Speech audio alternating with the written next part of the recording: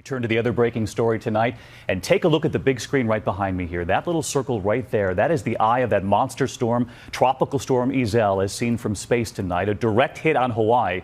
And just look at the path this evening. Hurricane Julio coming up fast as well. This was a 1-2 punch they were getting ready for. And this image tonight, Iselle coming ashore, cameras rolling, capturing the moment of impact. Tonight, vacationing families and the people who live there hunkered down, and from the storm zone, the trees ripped from the ground, down power lines, chaos at the airports, and a gas station closed, the pumps wrapped in plastic. This evening, a new worry. Will all of this water now trigger landslides? Ginger Z is right here, but first, ABC's Clayton Sandell on the Big Island for us tonight.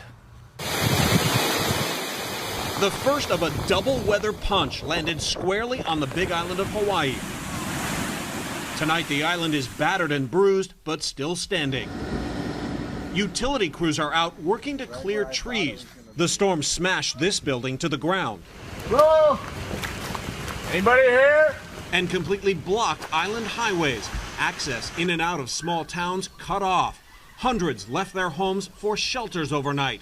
Power outages put nearly 25,000 in the dark. It was scary. It was scary.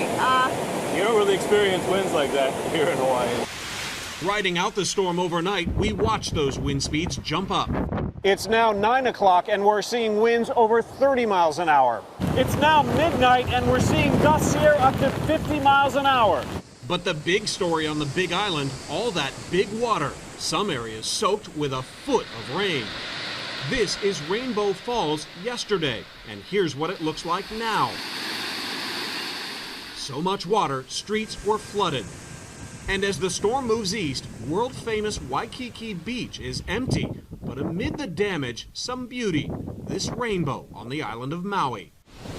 And David, this will give you an idea of the danger and the power of all that water.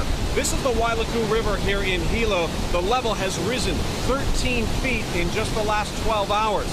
And tonight there are flash flood watches across the Hawaiian Islands. David? Wow, just the roaring sound there behind you. Clayton, thank you. Ginger, tracking this every step of the way this week. And you were telling me today that the volcanoes might have actually helped here. Absolutely. Tropical systems do not like friction, meaning land at all, let alone friction at some 14,000 feet. So look at the radar right now. Almost every island getting some sort of rain, but this thing has fallen apart big time.